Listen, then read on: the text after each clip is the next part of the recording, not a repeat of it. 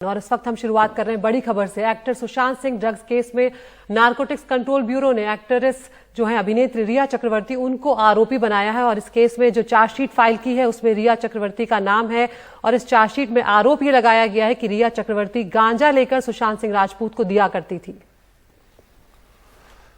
रिया पर थोड़ी मात्रा में गांजा खरीदने और खरीद के लिए फाइनेंस करने का आरोप है। एजेंसी ने कहा कि रिया चक्रवर्ती ने गांजा खरीदा और सुशांत सिंह राजपूत तक पहुंचाया। उन्होंने सुशांत सिंह राजपूत को बदले में कई बार गांजा खरीदने के लिए पेमेंट भी किया। तो ये जो ड्राफ्ट है चार्जशीट का ये यहाँ पर इस वक्त सामने आया है और एनसीबी की कई तरह की बातें जो हैं इसमें कही है। सुनील सिंह हैं हमारे साथ इस बारे में ज्यादा बात करने के लिए, सीधे उनके पास चलते हैं। सुनील, जो बातें अभी सामने आई हैं उसमें से कई बातें पहले भी सामने आई थी। इस पूरे मामले में अब रिया चक्रवर्ती पर जो आरोप लगे हैं या जिस एंगल पर काम किया जा रहा है वो उनके लिए कितनी मुश्किलें खड़ी कर सकता है? और देखिए शारिक, जांच में पहले ये सभी बातें आ चुकी हैं और सभी तरह की बातें जमानत के दौरान हाईकोर्ट में भी रखी गई थी।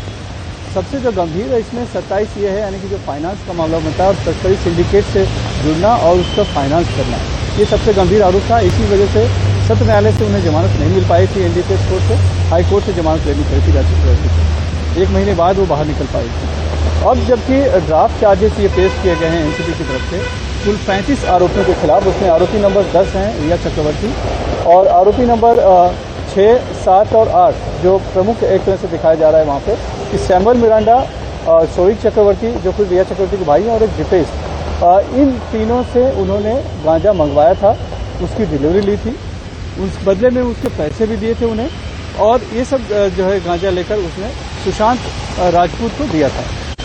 ये सबसे अहम और गंभीर आरोप है रिया चक्रवर्ती पे। और तो स्वाभाविक तौर पर ये जो एनडीपीएस 27A के तहत मामला दर्ज है और भी एनडीपीएस एक्ट की धाराएं लगी हैं, तो ये अगर साबित हो जाता है, अभी तो मुकदमा चलेगा, अभी तो वक्त है, ये ड्राफ्ट चार्जेस हैं, इस पर कोर्ट में अभी कॉग्निजेंस लिया जाएगा, सभी आरोपियों को बुलाकर प्लीड गिल्टी की बात भी की जाती है और उसके बाद ये आरोप तय होंगे। आरोप तय करने के बाद होने के बाद मुकदमा चलेगा, गवाही होगी और सबूत रखे जाएंगे, साक्ष्यों को परखा जाएगा, उसके बाद वक्त आएगा, उसमें तो अभी काफी वक्त लगेगा। लेकिन हाँ, अगर ये सभी आरोप उनके ऊपर तय होते हैं और साबित हो जाते हैं तो मुसीबत बिल्कुल बढ़ सकती है। 10 साल की सजा का प्रावधान है उसमें अगर दोषी पाए जाते हैं। लेकिन अभी वक्त है उसके लिए, बचाव पक्ष उसमें अभी काफ़ी दलीलें देगा और किस तरह से रखी जाएगी। और एक उनके लिए जो सबसे फायदेमंद है कि हाईकोर्ट का था कि भाई ये इस तरह के सिर्फ इस तरह से मंगा लेना, फाइनेंस की तरफ कर देना और सिंडिकेट से जुड़ता नहीं है। इसी आधार पर एक बार उन्हें जमानत मिल पाई थी रिया चक्रवर्ती को। आपको याद होगा कि रिया चक्रवर्ती को पहले जमानत मिली थी, शोइक को नहीं मिल रही थी, शोइक को काफ़ी कुछ महीने बाद ही मिल पाई थी। तो रिया चक्रवर्ती से ज़्यादा गंभीर जो मामला है वो शोइक चक्रवर्ती पे है फिलहाल, जो यहाँ पर दिखाई पड़ रहा है। जी सुनील, 14 जून 2020 का वो दिन था जब अभिनेता सुशांत सिंह राजपूत का शव उनके बांद्रा स्थित घर से बरामद हुआ था और उसके बाद पुलिस जो थी, मुंबई पुलिस ने पहली ही जो प्रथम दृष्टया जो उनकी रिपोर्ट थी उसमें उन्होंने कहा था कि ये सुसाइड का मामला है। लेकिन उसके बाद जांच आगे बढ़ती है और सितंबर में रिया की गिरफ्तारी होती है। ऐसे में यहाँ पर अब एनसीबी को ये जो चार्जशीट दाखिल की है सुनील, क्या क्या साबित करना होगा और उसके लिए एनसीबी किस तरह की जो जांच है वो कर रही है? अब देखिए, इस मामले की जांच तो लगभग समाप्त हो चुकी है क्योंकि ज़्यादातर सभी आरोपी पकड़े जा चुके हैं। ये उसके बाद ही चार्जशीट इसमें फाइल की गई थी, सप्लीमेंट्री चार्जशीट भी फाइल की गई। अब ये चार्जेस फ्रेम करने का मसला है, मैंने कि आरोप जो है, पहले चार्जशीट में क्या होता है कि सभी के ऊपर एक ही आरोप होते हैं और पूरी जानकारी केस की उसमें रखी जाती है। इसमें अलग अलग आरोपियों की अलग अलग उस पूरे अपराध में क्या भूमिका है वो रखी जाती है, बताई जाती है और किस धारा के तहत वो इसमें उन पर आरोप बनता है ये बताया जाता है। ये चार्जेस फ्रेम अब कोर्ट में रखे गए हैं। अब इस पर जज हैं, उस पर सुनवाई होगी। जो बचाव पक्ष है अपना पक्ष रखेगा। जैसे ये जानकारी मिली कि क्षितिज प्रसाद इसमें जो एक आरोपी हैं, उन्होंने जो है कि डिस्चार्ज एप्लीकेशन दिया है, तो इस तरह के चार्जेस डिस्चार्ज एप्लीकेशन भी कुछ लोग फाइल करेंगे अपने आरोपों को देखते हुए और कोशिश करेंगे कि इसी स्टेज पर उनके ऊपर जो आरोप लगे हैं वो उससे आरोपों से वो मुक्त हो जाए और वो छूट जाए। तो ये भी कोशिश होगी। तो अभी थोड़ा वक्त जाएगा। फिलहाल ये ड्राफ्ट चार्जेस हैं जो कि एनसीबी ने लगाए हैं, ये कोर्ट में रखे गए हैं, इसके ऊपर बड़ी सुनवाई होगी, उसके बाद आरोप तय होगा और फिर आगे की कार्रवाई, मुकदमे की कार्रवाई शुरू हो जाएगी।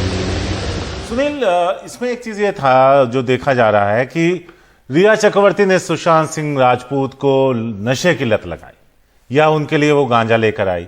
ऐसे में जो बातें पहले भी सामने आई थी कि सुशांत सिंह राजपूत एक बड़ा नाम थे, ऐसे में उनके पास, रिया के पास कोई विकल्प नहीं था अगर वो कहता था कि जाकर हमारे लिए लेकर आओ। तो ऐसे में कितना ये दलील कितनी कारगर साबित होगी कि वो कहने पे करती थी क्योंकि उनके पास कोई दूसरा चारा नहीं था। देखिए शारिक, अपराध जो है वो कानून की धाराओं की कसौटियों पर कसा जाता है, न कि भावनाओं पर। ये जरूर है कि उसमें इंटेंशन बहुत ज्यादा मायने रखता है, तो ये एक उनको फायदा जरूर मिल सकता है कि उनका इंटेंशन क्या वाकई में, जैसा कि आरोप लगा था और परिवार वालों पे लगाया था कि उन्होंने एक तरह से अपने कब्जे में रखना चाहती थी, उनकी मानसिक स्थिति उनकी खराब करवाना चाहती थी, इसीलिए ड्रग्स दिया जा रहा था। ये जो मामला है वो जरूर उस पर तय किया जा सकता है कि क्या वाकई में वो जानबूझ कर देती थी।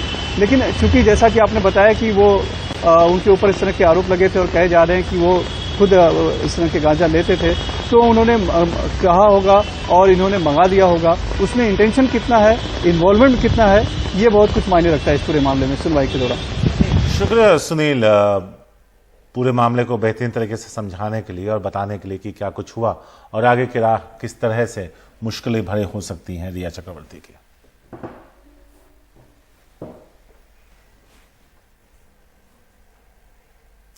तो यहां पे आपको बता दें कि रिया चक्रवर्ती पर कई तरह के आरोप लगे हैं। सिंडिकेट में शामिल होने का आरोप है, पैसे देने का आरोप है, गांजा खरीद कर लाने का आरोप है।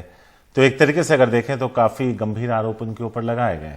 बिल्कुल, और पहले भी वो इसे विच हंट बता चुकी हैं, और जिस तरह से ये मामला सामने आया था, सीबीआई भी जांच कर रही थी, और उसके बाद जो ड्रग्स का एंगल था वो जब सामने आया, उसके बाद पूरा बॉलीवुड और टीवी इंडस्ट्री जो है उसकी चपेट में आ गए थे, और कई छोटे बड़े एक्टर से पूछताछ उस वक्त की गई थी। और इस वक्त जो एनसीबी की चार्जशीट है उसमें 34 लोगों के नाम हैं।